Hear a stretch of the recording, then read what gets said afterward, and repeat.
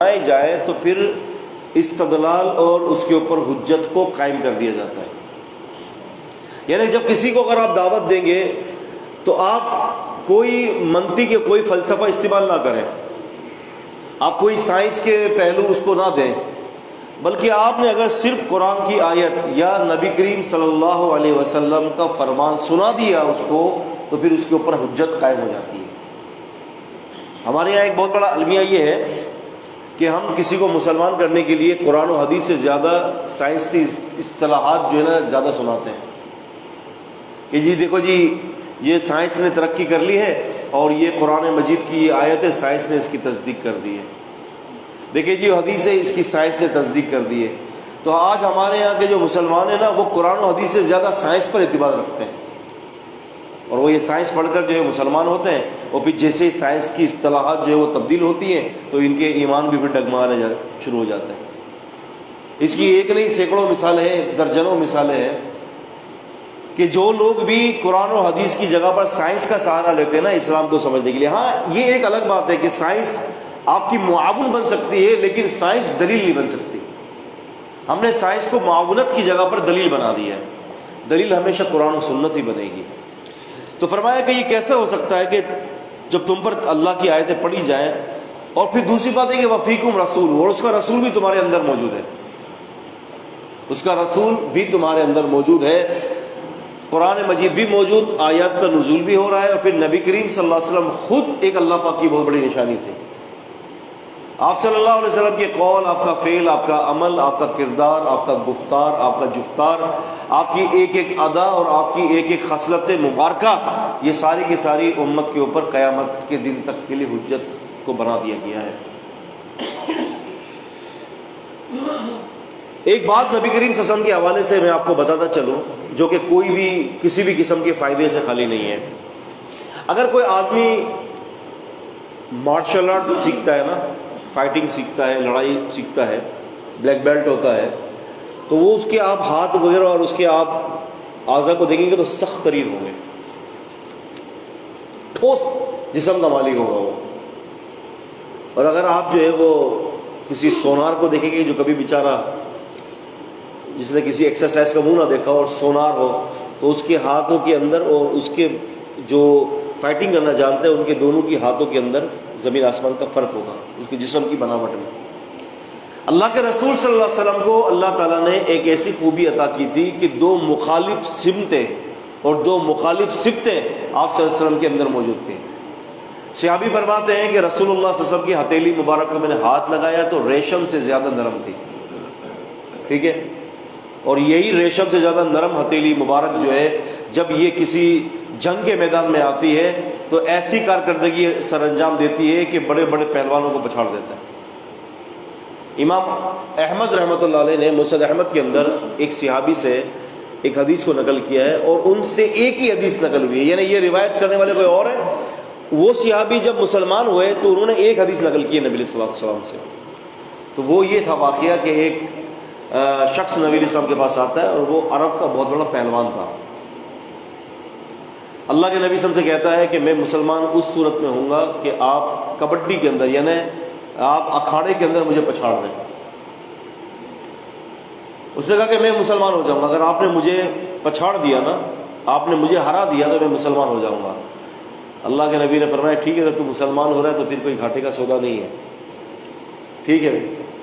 اب وہ جو ہوتا ہے نا پہلوان، جو اسٹائل سے آتے ہیں پہلوان، اور جو آپ دیکھیں جو باڈی بلڈر ہوتے ہیں، ویسے بھی آپ کو پتہ ہے وہ دور سے کوشش کریں گے کہ لوگ مجھے دیکھیں کہ میں باڈی بلڈر ہوں، وہ آپ چھوٹے چھوٹے استینے پہنیں گے اور گولے نکالنے کی کوشش کریں گے، وہ آپ کو ایکسپائر کرنے کے لیے کہ دیکھیں جی میں ہوں کچھ۔ تو وہ آیا، اس شان سے آیا نبی علیہ السلام کے سامنے، نبی علیہ السلام کے پاس آیا، آپ نے اٹھایا، اٹھا کے پڑک دیا۔ اس نے کہا یہ کیا ہو گیا، عرب کا تو سب سے بڑا پہلوان میں ہوں اور میں تو ان کے پاس گیا، انہوں نے تو اٹھایا اور پھینک دیا۔ کہا نہیں نہیں نہیں نہیں غلطی ہو گئی ہے، دوبارہ۔ تو میں ٹھیک ہے، اگر تم دوبارہ لڑنا چاہتے ہو اور ایمان تو لے آؤ گے نا، ہاں مسلمان ہونا یہ پکا عہد ہے، ٹھیک ہے آ جاؤ۔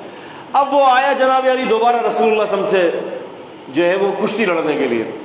امام احمد فرماتے ہیں رحمۃ اللہ علیہ، نبی کریم صلی اللہ علیہ وسلم نے دوسری دفعہ اس کو اٹھایا اور اٹھا کر پٹک دیا.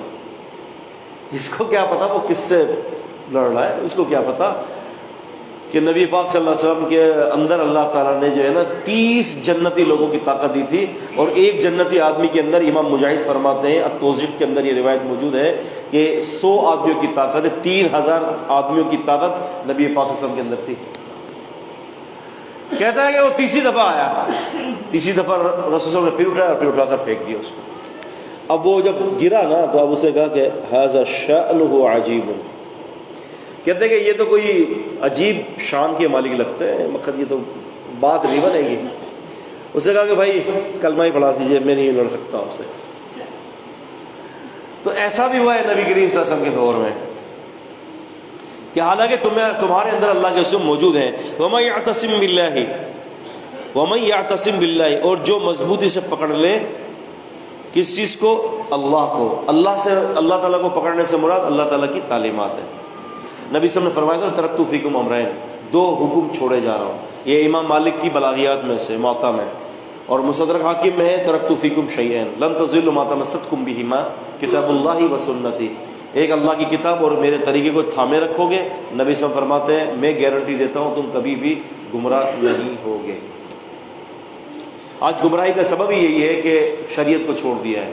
آج جو امت کے اندر جتنے بھی اختلافات نظر آ رہے ہیں کہ شافعی اختلاف, حنبلی اختلاف, مالکی اختلاف اور یہ حنفی اختلاف, یہ سارے اختلافات اسی وجہ سے پیدا ہوئے ہیں کہ جب شریعت کو چھوڑ دیا گیا اور شریعت کے مقابل اپنے ائمہ کے اقوال کو ترجیح دی گئی تو امت میں اختلاف ہو گیا. مثال دیتا ہوں, مشکات کے اندر علامہ تبریزی رحمۃ اللہ نے حدیث نقل کی ہے, عمر بن خطاب رضی اللہ عنہ نے کہا تھا کہ میں ایک دن کے اعتکاف کی میں نے جاہلیت کے اندر نظر کی تھی, اے اللہ کے نبی صلی اللہ علیہ وسلم کیا میں اس نظر کو پورا کروں؟ آپ نے فرمایا کر لو. اب اتنی چھوٹی سی حدیث سے کیا ثابت ہوا؟ ایک دن کا اعتکاف ہو سکتا ہے, ہو سکتا ہے. نبی صلی اللہ علیہ وسلم نے فرمایا عمر اپنی نظر کو پورا کر. مشکات کا حاشیہ لکھنے والے نے لکھا ہے کہ وقال ابو حنیفہ رحمۃ اللہ علیہ لا یجوز, امام ابو حنیفہ رحمۃ اللہ فرماتے ہیں کہ جائز نہیں ہے.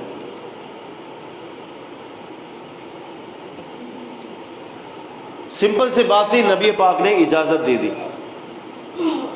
ابن دحان ہے ایک بڑا زبردست عالم دین گزرے ہیں, انہوں نے 2 جلدوں پر ایک کتاب لکھی ہے تقویم النظر کے نام سے, ابن دحان کی تقویم النظر.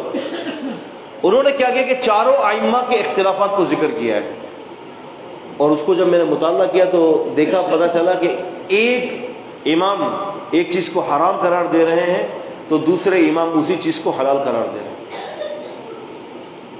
اتنا فرق ہے. رسول اللہ صلی اللہ علیہ وسلم کی حدیث ہے, سنن ترمذی کی ہے اور دیگر کتب حدیث کی ہے, صحیح حدیث ہے. امام شوکانی نے بھی نیل الاوطار میں, اور اسی طرح سے جو ہے وہ امام مغنی نے امام ابن قدامہ نے المغنی کے اندر بھی ذکر کیا ہے. وہ کہتے ہیں کہ رسول اللہ صلی اللہ علیہ وسلم سے جب پوچھا گیا کہ ہم بکری کو ذبح کرتے ہیں, گائے کو ذبح کرتے ہیں, اس کے پیٹ میں بچہ ہوتا ہے, جب ہم ذبح کر دیتے ہیں تو بچہ مردہ نکلتا ہے, ہم اس بچے کو کیا کریں؟ نبی صلی اللہ علیہ وسلم فرماتے ہیں کہ اس کی ماں کا ذبح کرنا, اس کا ذبح کرنا ہے. ٹھیک ہے, کیا پتہ چلا؟ بچہ حلال ہے. اب اس کے اوپر امام شوکانی نے نیل الاوطار کے اندر ذکر فرمایا, کہا کہ اس میں بات کی انہوں نے, کہتے ہیں کہ امام فلاں امام کے نزدیک یہ اس حدیث کے مطابق یہ جائز ہے, اور فلاں امام کے نزدیک یہ حرام ہے. یعنی حلال اور حرام کا بھی معاملہ اختلاف شدید ہے. تو اب بتائیے کہ قصور شریعت کا ہوا کہ کس کا ہوا؟ شریعت کا قصور نہیں ہے. اور نزلات بہتا کس پر ہے؟ حدیث پر. یہ سارے اختلافات حدیث پیدا کرتی ہے, سارے اختلافات حدیث پیدا کرتی ہے. جبکہ ایمانداری والی بات ہے کہ پوری شریعت کے اندر قرآن اور سنت کے اندر اختلاف کا کہیں بھی نام نہیں ہے. علمی اختلاف ایک ہونا ایک الگ مسئلہ ہے, اور مسلکی اناد اور اختلاف ہونا ایک الگ مسئلہ ہے. اختلاف صحابہ میں بھی ہوتا تھا.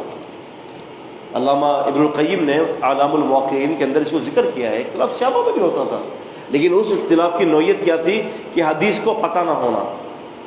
حدیث پتہ نہیں ہے, اختلاف ہو گیا. جب حدیث آ گئی تو اختلاف ختم ہو گیا کہ ٹھیک ہے جی اللہ کے نبی سے حدیث آ گئی جی, اب اختلاف کی کوئی گنجائش نہیں رہتی. ایک امام گھوڑے کو حلال کہہ رہا ہے, ایک امام گھوڑے کو حرام کہہ رہا ہے. اب کہاں جائیں؟ تو بات یہ ہے کہ اختلافات دراصل حدیثوں کی وجہ سے پیدا نہیں ہوئے، اختلاف بعد والے لوگوں کی وجہ سے. اور میں یہ بھی کہتا چلوں کہ ان اختلافات سے یہ چاروں ائمہ رحمہم اللہ تعالی بری ہیں. امام شافعی بھی بری ہیں، امام احمد بن حنبل بھی بری ہیں، امام مالک بھی بری ہیں، اور امام ابو حنیفہ رحمہ اللہ بھی بری ہیں. یہ تو سر کے تاج ہیں ہمارے، انہوں نے کچھ نہیں کیا، انہوں نے تو دین کی خدمت کی ہے. بعد والے لوگوں نے دین اسلام کے چہرے کو بگاڑا ہے. خیر، تو فرمایا کہ جو کوئی مضبوطی سے پکڑ لے اللہ تعالیٰ کو، یعنی اللہ تعالیٰ کے دین کو، ہدی الی صراط مستقیم، تو فرمایا اس کو ہدایت دی گئی سیدھے راستے کی. جو دین کو پکڑتا ہے وہ سیدھے راستے پر ہے. یا ایھا الذین آمنو، اے ایمان والو، اتقوا اللہ، اللہ سے ڈرو، حقا، جیسا کہ حق ہے، تقاتہ، اس کے تقوی کا. اللہ سے ایسے ڈرو کہ جیسے کہ ڈرنے کا حق ہے. اور ڈرنے کا حق کیا ہے کہ تم اکیلے میں ہو تب بھی اللہ سے ڈرو، اور لوگوں کے سامنے ہو تب بھی اللہ سے ڈرو. ہمارے یہاں تقوی کا معیار کیا ہے کہ لوگوں کے سامنے تو متقی، اور جب اکیلے میں گئے تو تقوی کا سارا لبادہ اتار دیا. اکیلے میں ہو تب بھی اللہ سے ڈرو، بلکہ اکیلے میں تو زیادہ اللہ سے ڈرو. رسول اللہ نے فرمایا تھا نا کہ تہامہ پہاڑ کے برابر میرے امت کے کچھ لوگ تمہاری زبان بولیں گے، رات کا قیام بھی کریں گے، تہامہ پہاڑ کے برابر لوگ نیکیاں لے کر آئیں گے. لیکن نبی صلی اللہ علیہ وسلم فرماتے ہیں کہ ان کی نیکیوں کو اللہ تعالیٰ جو ہے وہ ہباء منثورا کر دے گا، ہوا میں اڑا دے گا. صحابہ نے فرمایا تھا کہ وہ کون لوگ ہیں اللہ کے رسول؟ آپ نے فرمایا کہ وہ جب تنہائی میں ہوں گے نا تو اللہ تعالیٰ کی حرام کردہ چیزوں کو حلال کر دیں گے.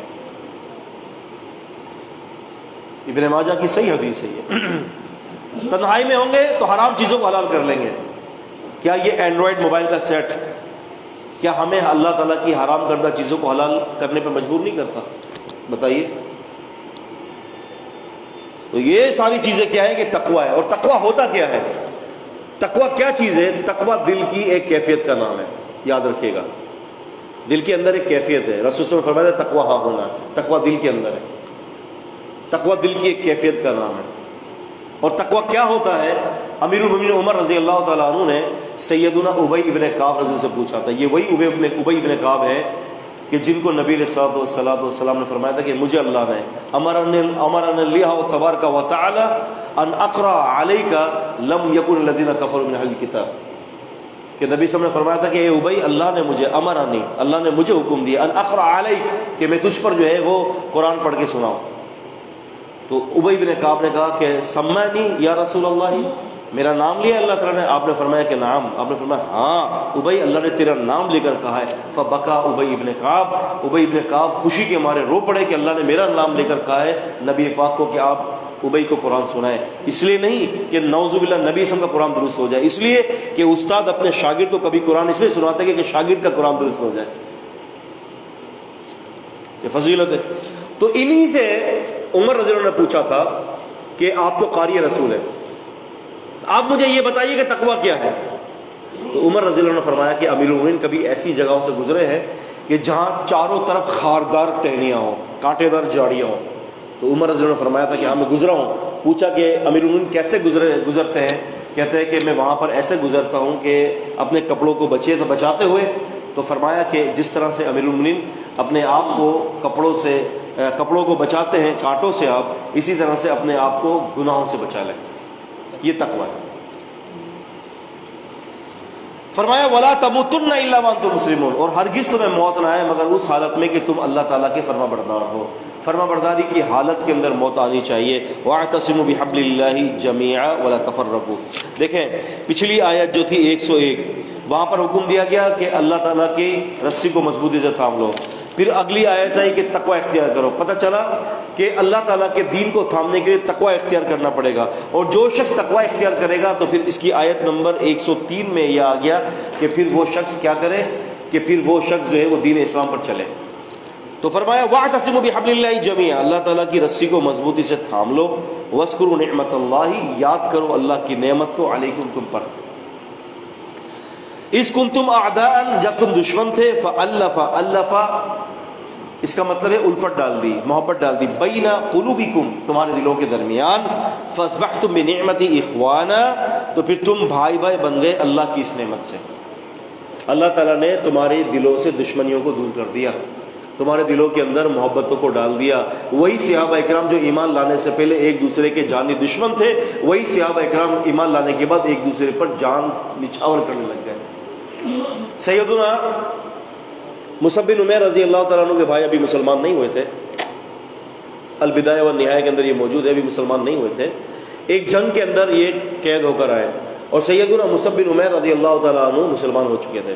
جب ان کے بھائی آئے تو صحابی سیدنا مصعب بن عمیر رضی اللہ عنہ نے اپنے بھائی سے، اپنے صحابہ کرام سے کہا، اپنے دوسرے مسلمان بھائیوں سے، کہ یہ جو آیا ہے نا جس کو تم لائے ہو، یعنی مصعب بن عمیر اپنے سگے بھائی کے بارے میں کہہ رہے ہیں، اس کو ذرا کس کر باندھنا، ذرا اس کی ماں بڑی امیر ہے۔ تو اس کے بھائی نے کہا کہ مصعب میں تمہارا بھائی ہوں، کیسی باتیں کر رہے ہو میرے لیے؟ کہا کہ اللہ کی قسم تم میرے بھائی نہیں ہو، جو تمہیں باندھ رہا ہے وہ میرا بھائی ہے۔ اب اندازہ کریں، باندھنے والا بھائی، تم بھائی نہیں ہو، کیوں کہ تو کافر ہے اور یہ مسلمان ہے۔ میرا بھائی مسلمان ہو سکتا ہے، میرا بھائی کافر نہیں ہو سکتا۔ تو جب ایسے معاملات ہو جائیں گے تو آپ خود دیکھیں، اللہ کے رسول نے سیدنا ابو دردہ اور سیدنا سلمان فارسی رضی اللہ تعالیٰ عنہما کے درمیان بھائی چارہ قائم کر دیا تھا۔ کافی عرصے پہلے ایک روایت گزری تھی، تو اس میں یہ تھا کہ سیدنا سلمان فارسی رضی اللہ عنہ بیت المقدس چلے گئے تھے، وہاں پر رہائش اختیار کر لی تھی، تو انہوں نے ابو دردہ رضی اللہ عنہ کو ایک خط لکھا اور کہتے ہیں کہ ابو دردہ میں یہاں پر آ گیا ہوں بیت المقدس پہ، میں یہاں رہائش میں نے اختیار کر لی ہے اور بہت خوش ہوں میں، اللہ نے مجھے مال اور متاع سے بھی نواز دیا ہے اور بہت زیادہ میں خوش ہوں اور بہت اچھی جگہوں پر آیا ہوا ہوں۔ تو سیدنا ابو دردہ نے خط بھیجا کہ وعلیکم السلام سلمان، بات یہ ہے کہ یاد رکھنا کہ کوئی جگہ بھی، کسی بھی جگہ، دنیا کی عظیم سے عظیم جگہ پر چلے جاؤ تمہیں اللہ کے نجات کی ضمانت نہیں دے سکتی، اور یہ مال اور متاع اور تمہاری اولادیں یہ بھی تمہیں اللہ کے عذاب سے نہیں چھڑوا سکتے جب تک کہ تم نیکی کو اختیار نہ کرو۔ تو آپ دیکھیں کہ کیسا بھائی چارگی ہے کہ جیسے ہی سیدنا سلمان فارسی رضی اللہ عنہ نے ان کو خط لکھا تو فوراً سیدنا ابو دردہ رضی اللہ عنہ نے ان کی اصلاح کی کہ دیکھو بھائی، یہ جگہ بھلے تم مقدس جگہ پر چلے گئے ہو بیت المقدس کی طرف، لیکن وہ تمہیں نجات نہیں دے سکتی۔ آپ دیکھیں نا نبی علیہ السلام کا جو آخری خطبہ تھا، آپ کا جو آخری حج تھا، 1,40,000 کے قریب صحابہ کرام کی موجودگی تھی، لیکن آپ دیکھیں کہ جب نبی پاک صلی اللہ علیہ وسلم کی وفات ہوئی، ابھی بھی آپ دیکھیں کہ بقیع قبرستان کے اندر مشکل سے آپ کو 8 یا 10,000 صحابہ کرام کی قبریں ملیں گی اس پورے عرب کے اندر۔ باقی کدھر چلے گئے؟ باقی سارے کے سارے صحابہ کرام اپنی سرزمین کو چھوڑ کر دعوت و دین اور جہاد کے اندر پوری دنیا میں نکل گئے۔ آپ کے پاکستان کے اندر بھی آئے ہیں، آپ کے پنجگور کے اندر 5 صحابہ کرام کی قبریں موجود ہیں۔ یہ تو اللہ کا احسان ہے کہ تعین نہیں ہو سک رہا کہ وہ کون سی قبریں، ورنہ ہمارے سندھ کے مسلمان تو مٹی بھی کھا جاتے ہیں، مٹی بھی نہیں چھوڑتے۔ وہ یہ عمرے کے لیے گئے تھے تو وہ ایک جو ہے وہ اپنا ایک عورت تھی ہماری، غالباً کوئی فیڈرل بھی ایریا کی عورت تھی، وہ وہاں کبوتر آتے نا، کبوتر کی بیٹے اور کبوتر کی جو دانے وہ اس کو جو ہے نا وہاں تلاش کر رہی تھی، وہ جمع کر رہی ہے۔ پوچھا ان سے کہ یہ کیا کر رہی ہو؟ تو کہتی کہ تو تبرک ہے، تبرک ہے، کبوتر کی پوٹی تبرک سمجھ کے لے رہی ہے۔ آپ اندازہ کریں جہالت انسان کو کیا کچھ کروا دیتی ہے۔ خیر، تو فرمایا کہ تم دشمن تھے تو پھر اللہ تعالیٰ نے تمہارے دلوں کے اندر محبت ڈال دی اور تم پھر اس محبت کے ذریعے بھائی بن گئے۔ وَكُنْتُمْ عَلَى شَفَا حُفْرَةٍ، اور تم کیا تھے؟ تم تھے ایک گڑھے کے کنارے پر، من النار، اور وہ گڑھا تھا جہنم کی آگ کا۔ فَأَنْقَذَكُمْ مِنْهَا، پھر تمہیں اس سے بچا لیا، یعنی ایک جہنم کا گڑھا ہے اس کے کنارے پر تھے، تم گرنے ہی والے تھے کہ تمہیں بچا لیا۔ اللہ کے رسول صلی اللہ علیہ وسلم فرماتے ہیں کہ میں تمہیں پکڑ کے تمہیں جہنم سے بچاتا ہوں اور تم ہاتھ چھڑوا کے جہنم کی آگ میں کودتے چلے جا رہے ہو۔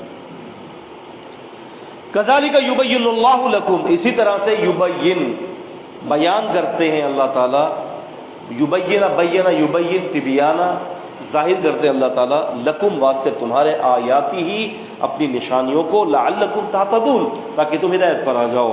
ولتکم، اور لازم ہے، منکم، تم میں سے، امتن، ایک جماعت کا ہونا، یدعون جو پکارے، جو بلائے، جو ندا لگائے، الی الخیر بھلائیوں کی طرف، ویأمرون اور وہ حکم کرے بالمعروف دستور کے مطابق کاموں کی، نیک کاموں کی دعوت دے، اچھے کاموں کی دعوت دے، وینہون اور وہ روکے عن المنکر منکرات سے، غلط شرعی غیر شرعی باتوں سے روکے، واولئک هم المفلحون اور یہ لوگ کامیاب ہونے والے ہیں۔ اس آیت کے اندر ایک نکتے کی بات تو یہ ہے کہ ہمارے یہاں یہ عام تاثر یہ ہے کہ پوری امت نہیں، لیکن امت میں سے ایک گروہ کا ہونا چاہیے کہ جو لوگوں کو خیر کی طرف بلائے، جبکہ اس آیت کا مطلب یہ نہیں ہے کہ امت میں سے ایک گروہ ہونا چاہیے۔ آیت کا مطلب یہ ہے کہ پوری امت ایک ایسا گروہ بن جائے کہ جو دین کی تبلیغ کا کام کرے۔ کیوں؟ کہ پوری امت کو ضرورت ہے کہ وہ کامیاب ہو جائے، کیونکہ وَأُولَئِكَ هُمُ الْمُفْلِحُونَ کا یہ حکم جو دیا گیا ہے یہ پوری امت کے لیے۔ تو ہمارے یہاں بسا اوقات ترجمے کے اندر جو ہے وہ اس کے معنی اور مطالب کو نہ سمجھنے کی بنا پر جو ہے وہ غلطی ہوتی ہے کہ تم میں سے ایک جماعت کا ہونا ضروری ہے، یعنی تم میں سے ایک جماعت سے مراد یہ ہے کہ تم میں سے ایک ایسی جماعت ہو جو مکمل امت کی جماعت بن جائے، جو ساری کی ساری امت اس کام پر لگ جائے، کیونکہ ساری امت کو کامیاب ہونا ہے۔ وَأُولَئِكَ هُمُ الْمُفْلِحُونَ۔ اللہ کے رسول صلی اللہ علیہ وسلم کے صحابہ کرام دیکھیں، جو صحابی کاتب وحی تھا وہ صحابی جو ہے وہ داعی بھی تھا، جو صحابی داعی ہے وہ مجاہد بھی ہے۔ ہمارے یہاں اگر کوئی جہاد کر رہا ہے تو وہ دعوت نہیں دے گا، جو دعوت کر رہا ہے اس پر تو جہاد تو ہے ہی نہیں ہے، جہاد کرنے والا تو ابھی بھی دعوت دے دیتا، ہم دیکھتے ہیں، سچی سی بات ہے، لیکن جو دعوت کے میدان میں آیا ہے وہ جہاد کا نام بھی نہیں لے گا، کیونکہ وہ جو ہے وہ آرائش اور آسان پرست بن گیا ہے۔ ہم کہتے ہیں نا بڑے بڑے تبلیغی بھائیوں سے کہ بھائی آپ جہاد کیوں نہیں کرتے، ابھی تو مکی دور میں، بولا جو تمہارے 80 سال پہلے جو تمہارے بزرگ گزرے ہیں وہ بھی ابھی تک مکی دور میں چل رہے ہیں کیا؟ ابھی تک مکی دور ہے، 80 سال تک مکی دور چل رہا ہے، تو پھر قیامت تک مکی دور سے تم نکل نہیں سکتے۔ بھائی بات یہ ہے کہ نبی علیہ السلام کے دور میں جتنے بھی صحابہ تھے، ہر ایک ایک صحابی کا رول دیکھیں، وہ داعی بھی تو وہ مجاہد بھی ہے تو وہ انفاق کرنے والا بھی ہے۔ گروہ کے اندر تقسیم نہ کریں، سب کی رسپانسبلٹی ہے۔ جب حنین کا وقت آیا، جب بدر کا وقت آیا، وہی داعی بھی تھے اور وہی مجاہد بھی تھے،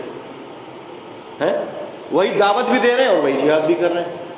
تو فرمایا کہ تم میں سے ایک جماعت، یعنی تمہاری ایک جماعت ایسی ہونی چاہیے کہ جو لوگوں کو نیکی کا حکم دے، برائیوں سے روکے، اور یہ لوگ کامیاب ترین لوگ ہیں۔ وَلَا تَكُونُوا كَالَّذِينَ تَفَرَّقُوا اور ان لوگوں کے طرح نہ ہو جاؤ، کالذین مانند ان لوگوں کے، تفرقوا فرقا یفرق تفرقوا جنہوں نے تفرق پیدا کیا، فرقہ فرقہ کر دیا۔ یہ فرقہ فرقہ کیا ہوتا ہے؟ دراصل یہ فرقہ سمجھنے کی فرقہ کیا ہے؟ فرقہ کہتے ہیں دین اسلام کی بنیادوں کو ڈھانے والا شخص۔ رسول اللہ صلی اللہ علیہ وسلم فرماتے ہیں کہ بنی الاسلام علی خمس، اسلام کی بنیادیں 5 چیزوں پر ہیں۔ جو بھی کوئی اسلام کی بنیادوں کو ڈھا دے گا وہ فرقہ بن جاتا ہے۔ اور لفظ فرقہ جو ہے یہ مطلق کوئی بری چیز نہیں ہے، فرقہ اس کو کہتے ہیں کہ جو اسلام کی بنیادوں کو ڈھا دے۔ نبی کریم صلی اللہ علیہ وسلم کے پاس جو ہے وہ ایک صحابی تھے، انہوں نے اپنی لونڈی کو تھپڑ مارا تھا۔ آپ نے اس کی لونڈی کو بلایا، آپ نے فرمایا این اللہ، اللہ کہاں ہے؟ اس نے کہا فی السماء، یعنی علی السماء، آسمان پر ہے۔ آپ نے فرمایا من انا، میں کون ہوں؟ اس نے کہا کہ آپ رسول اللہ ہی ہیں، آپ اللہ کے رسول ہیں۔ آپ نے صحابی سے فرمایا اعتقها فانها مؤمنۃ، اس کو آزاد کر دے، یہ تو مومن عورت ہے۔ اب 2 باتوں کی شہادت دی ہے اس نے، کیونکہ اسلام کی بنیادیں کیا ہیں؟ توحید، رسالت، اقامت الصلاۃ، نماز کو قائم کرنا، ایتاء الزکاۃ، زکات کا دینا، اور حج کرنا، وہ صوم، رمضان کے روزے رکھنا۔ یہ اسلام کی بنیادوں میں سے 5 چیزیں ہیں۔ اب اس نے کیا کیا کہ 2 باتوں کو قائم کر لیا۔ آپ نے فرمایا کہ اس کو آزاد کر دے، یہ مومن عورت ہے۔ منافقین کے بارے میں فرمایا اگر یہ منافقین نماز قائم کرتے، زکات دیتے، فخلوا سبیلہم، ان کا رستہ چھوڑ دو، تمہارے وہ دین میں بھائی ہیں۔ اسلام کی بنیادوں کو رکھا۔ اور جو ان بنیادوں کو ڈھا دیتا ہے پھر وہ شخص فرقہ ہے، اور پھر ان سے قتال کرنا بھی جائز ہو جاتا ہے۔ ابو بکر رضی اللہ عنہ کے دور میں کچھ لوگوں نے امیر المومنین کو زکات دینے سے انکار کر دیا۔ مانعین زکات نہیں تھے وہ، منکرین زکات نہیں تھے، مانعین زکات تھے وہ۔ ابو بکر رضی اللہ عنہ فرمایا کہ واللہ لاقتلن من فرق بین الصلاۃ والزکاۃ، میں لازمی ان لوگوں سے جہاد کروں گا جو نماز اور زکات کے اندر فرق کرتے ہیں۔ فرق کرنے پر جہاد کیوں کر رہے ہیں؟ کیونکہ یہ فرقہ بن گیا ہے، یعنی فرقے سے مراد وہ فرقہ جو جہنمی ہے۔ نبی علیہ السلام نے فرمایا تھا، آپ نے فرمایا تفرقت بنو اسرائیل، جدا ہو گئے، فرقہ بازی میں پڑ گئے بنی اسرائیل علی سنتین و سبعین فرقہ وفی روایہ ملہ، 72 گروہ میں تقسیم ہو گئے. تفترق امتی علی 73 فرقہ، اور میری امت جو ہے 73 فرقوں میں بڑھ جائے گی. کلہم فی النار الا ملۃ واحدہ، سارے کے سارے جہنمی سوائے ایک ملت کے. قیل ما ہی یا رسول اللہ، یہ کیا جماعت ہوگی کہ جو جنت میں جائے گی باقی سب جہنم میں؟ آپ نے فرمایا ما انا علیہ واصحابہ، جس دین پر میں ہوں اور میرے طریقے پر صحابہ ہیں اس پر چلے گی تو ٹھیک ہے. تو یہ فرقے جو ہے دراصل برا فرقہ وہ ہے جو دین کی اسلام کو اس کی بنیادوں کو ڈھا دیتا ہے. تو انشاءاللہ اس کو یاد رکھے گا. تو فرمایا کہ مت ہو جاؤ ان لوگوں کی طرف جنہوں نے فرقہ بازی کیا. واختلفوا من بعد ما جاءهم البینات، واضح دلائل کے آنے کے بعد اختلاف کیا، جان بوجھ کر اختلاف، جان بوجھ کر، حالانکہ ان کو پتہ ہے کہ ہم غلط اختلاف کر رہے ہیں لیکن پھر بھی اختلاف کرتے ہیں. وَأُولَٰئِكَ لَهُمْ عَذَابٌ عَظِيمٌ، اور ان کے لیے بڑا عذاب ہے. یوم تبیض وجوہ، اس دن قیامت کے دن کچھ چہرے سفید ہوں گے. اس آیت سے سابقہ آیت کا ربط یہ ہے کہ جن لوگوں نے اللہ کی رسی کو تھاما اس کا انجام کا ذکر ہے، اور جن لوگوں نے فرقے بازی کی ان کے بھی انجام کا ذکر ہے. یہ اس کا سابقہ آیت سے ربط ہے. جن لوگوں نے رسی کو تھام لیا تو فرمایا ان لوگوں کے چہرے قیامت کے دن سفید ہوں گے، اور بعض وتسود وجوہ، اور بعض چہرے جو ہے وہ سیاہ ہوں گے، کالے سیاہ چہرے ہوں گے، اور بعض کے چہرے سفید ہوں گے. فَأَمَّا الَّذِينَ اسْوَدَّتْ وُجُوهُهُمْ، اور جن کے چہرے جو ہے وہ کالے سیاہ ہوں گے. اَكَفَرْتُمْ بَعْدَ ایمانکم، تو کیا تم نے اپنے ایمان کے بعد انکار کر دیا؟ فَذُوقُوا الْعَذَابَ بِمَا كُنتُمْ تَكْفُرُونَ، اب چکھو عذاب کا مزہ تمہارے کفر کے سبب پر. عذاب اتنا سخت دیا جاتا ہے، اتنا سخت عذاب ہوگا، اتنا سخت عذاب ہوگا کہ جس کی کوئی انتہا نہیں ہے. آپ یہ سمجھ لیں کہ جہنم خود اپنے شر سے اللہ کی پناہ طلب کرتی ہے. بخاری شریف کی حدیث میں ہے کہ جہنم کا ایک حصہ دوسرے حصے سے اللہ کی پناہ طلب کرتا ہے. اے اللہ، میں جہنم کہتی ہے مجھے میرا ہی حصہ کھا رہا ہے. اب اس کی شدت کا آپ اندازہ کریں کہ کتنی سخت قسم کی شدت ہوگی. ہزاروں سال تک تو اللہ تعالیٰ نے جہنم کی آگ کو بھڑکائے رکھا ہے. فرمایا کہ اس دن ان کے چہرے کالے سیاہ ہوں گے، اور پھر کہا جائے گا کہ چکھو عذاب کا مزہ بما کنتم تکفرون، یہ تمہارے کفر کی وجہ سے ہے. وَأَمَّا الَّذِينَ ابْيَضَّتْ وُجُوهُهُمْ، اور جن کے چہرے سفید ہوں گے، ففی رحمت اللہ، تو وہ اللہ کی رحمتوں کے اندر ہوں گے. ہم فیہا خالدون، اور وہ اس کے اندر ہمیشہ رہیں گے. جہنم میں بھی بندہ ہمیشہ رہے گا، جنت میں بھی بندہ ہمیشہ رہے گا. رسول اللہ صلی اللہ علیہ وسلم فرماتے ہیں، صحیح بخاری کے اندر حدیث ہے کہ اللہ تعالیٰ جب جنتیوں کو جنت میں ڈالے گا اور جہنمیوں کو جہنم میں ڈالے گا تو موت کو ایک چتکبڑے مینڈے کی شکل میں لائے گا. ایک بھاری قسم کا مینڈا ہوگا، اور اس کو وہاں پر ان دونوں کے درمیان ذبح کر دیا جائے گا. آواز لگانے والا لگائے گا کہ سنو اے جہنمی، آج کے بعد کبھی بھی موت نہیں آنی. سنو اے جنتی، آج کے بعد کبھی بھی موت نہیں آنی. نبی صلی اللہ علیہ وسلم فرماتے ہیں کہ یہ سن کر جنتی لوگوں کی خوشیوں میں اضافہ ہوگا، اور یہ سن کر جہنمی لوگوں کے غموں کے اندر اضافہ ہو جائے گا کہ اب تو کبھی بھی موت نہیں آنی. انسان ہوتا ہے نا کہ جب شدید علیل ہوتا ہے، اتنا بیمار ہوتا ہے، اتنا بیمار ہوتا ہے، ایک نہ ایک وقت یہ ذہن کے اندر یہ بات ہوتی ہے کہ چلو آج نہیں تو کل یا تو صحت ملے گی یا اس دنیا سے جان چھوٹ جائے گی، ہے نا، ایک آسرا ہوتا ہے. لیکن جہنمی لوگوں کے دلوں میں بھی یہ آسرا شروع میں ہوگا کہ ہو سکتا ہے موت آ جائے. لیکن فرمایا کہ ان کے سامنے موت کو ہی اللہ ذبح کر دے گا. ہر روز اللہ سے موت مانگیں گے اور اللہ موت نہیں دے گا. ان کو موت مانگیں گے، یا اللہ موت دے دے. جہنم کے چوکیدار کو، مالک کو آواز دیں گے، اللہ سے کہو ہماری سنوائی تو سنیں، ہماری بات تو سنیں. اللہ تعالیٰ ہماری تو بات ہی نہیں سن رہا. اللہ تعالیٰ 40 سال تک تو ان کی سنوائی نہیں ہوگی، یعنی جہنم کا چوکیدار تک جواب نہیں دے گا. 40 سال تک چیختے رہیں گے. کسی بندے کو اگر آپ کو برباد کرنا ہو نا، اس کو نفسیاتی موت دینی ہو، اس کو اگنور کر لیں. آپ اس کی بات کا جواب ہی نہ دیں. وہ بیٹا وہ آپ منہ کر لیں، وہ جواب دے، ہاں آپ اس کو اگنور کر دیں. مجھے یاد ہے ایک صاحب نے مجھے ایک واقعہ بتایا تھا، کہتے کہ ہماری فیکٹری کے اندر ایک جو ہے وہ بندہ کام کرتا تھا، اکاؤنٹنٹ کی بڑی سیٹ پر تھا، بڑی پوسٹ پر تھا. کہتے کہ اس نے کوئی غلطی کی تو ڈائریکٹر کو اس کو نکالنا تھا. اب وہ اتنا پرانا تھا کہ نکال بھی نہیں سکتے تھے اس کو، کچھ مجبوریاں تھیں. وہ جو ڈائریکٹر تھا نا وہ بہت دماغ والا آدمی تھا. اس نے جو ہے نا سب کو جمع کیا، کہا کہ اس کو اگنور کرنا شروع کر دو، نہ اس سے کچھ پوچھو، نہ اس سے بات کرو، کوئی بھی بات نہ کرے. یہ کیا کر رہا ہے کیا نہیں کر رہا، اس سے کچھ رائٹس جو تھے وہ لے لیے، بولا کام کرنے دو اس کو، لیکن اس کو جو ہے نا اگنور کرو. کہتے ہیں کہ اس بندے نے جو وہ کام کر رہا تھا اس نے کہا کہ میں 6 مہینے کے اندر پاگل ہو گیا. بولا مجبوراً میں نے خود نے نوکری چھوڑ دی اور بیمار پڑ گیا. آپ کو یاد ہوگا کہ 3 صحابہ کرام کا جو واقعہ ہے، اللہ تعالیٰ نے ان کو بھی اگنور کرنے کا حکم دیا تھا، یاد ہے؟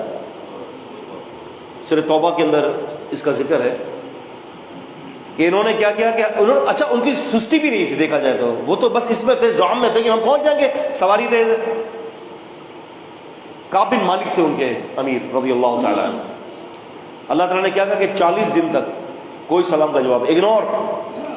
کیسی قیامت کے دن گزرا. تو یہ ایک چیز جو ہے نا بہت خطرناک ہے. تو اللہ تبارک و تعالیٰ جہنمی لوگوں کے حوالے سے 40 سال تک یہ حکم جاری کر دے گا، جہنم کے چوکیدار کو بھی جواب مت دینا، چیختے رہو. ان کو بولو چیختے رہو، چلاتے رہے، سنوائی نہیں ہے. عذاب پر عذاب. جب اللہ سے کہیں گے یا اللہ عذاب ہلکا کر دے تو عذاب میں اضافہ ہو جائے گا. استغفر اللہ العظیم. ہم فیہا خالدون، وہ جنتی لوگ ہمیشہ جنت میں رہیں گے. تلک آیات اللہ، یہ اللہ کی نشانیاں ہیں. نتلوہا علیک بالحق کی، اے نبی صلی اللہ علیہ وسلم ہم ان نشانیوں کو آپ کے اوپر حق کے ساتھ تلاوت کرتے ہیں. وما اللہ یرید ظلما للعالمین، یہ جو کچھ بھی جہنمی لوگوں کے اوپر ہوگا یہ اللہ تعالیٰ خود نہیں چاہتا ظلم کرنا، یہ تمہاری اعمال کی نتیجے ہوں گے. اللہ تعالیٰ بندوں پر ظالم نہیں ہے. وَلِلَّهِ مَا فِي السَّمَاوَاتِ وَمَا فِي الْأَرْضِ، اور اللہ ہی کی یہ زمین میں ہے جو کچھ اور آسمانوں میں ہے. وَإِلَى اللَّهِ تُرْجَعُ الْأُمُورِ، اور اللہ تعالیٰ ہی کی طرف سارے کام لوٹ کر ہونے ہیں، ساری چیزیں اللہ کی طرف جائیں گی. آپ درود پڑھتے ہو، نبی پاک صلی اللہ علیہ وسلم خود نہیں سنتے. اِنَّ فِي الْأَرْضِ سَيَّاحِينَ، زمین پر کچھ فرشتے ہیں جو گھومتے رہتے ہیں، تمہارے درود مجھ تک پہنچا دیے جاتے ہیں. تمہارا درود میں خود نہیں سنتا. آپ کہتے ہیں اللہم صلی علی محمد، اے اللہ آپ پہنچائیے نبی علیہ السلام پر درود. تو الہی یرفع کلمۃ الطیب، ہر کلمہ طیب اللہ کی طرف چڑھ جاتا ہے. اور یہ آیت بھی اسی بات دلالت کرتی ہے، جب آپ درود پڑھتے ہیں تو وہ درود اللہ کی طرف جاتا ہے. اللہ پاک پھر اپنی شان سے جو ہے اس درود کو نبی پاک صلی اللہ علیہ وسلم تک پہنچاتا ہے. کوئی صحیح حدیث اس کے اوپر نہیں ہے کہ نبی علیہ السلام نے فرمایا ہو کہ تمہارا میں درود سنتا ہوں. امام بیہقی نے شعب الایمان میں ذکر کیا ہے، لیکن شیخ الاسلام نے تیمیہ نے کتاب الوسیلہ کے اندر ان تمام روایت کے بارے میں کہا ہے کہ کوئی بھی روایت پائے ثبوت تک نہیں پہنچی. انشاءاللہ تعالی ہم کل اپنی ظہر کے اندر مزید اس تفسیر کو آگے لے کے چلیں گے. اللہ تعالی کتاب و سنت کا فہم دے. سبحانک اللہم و بحمدک.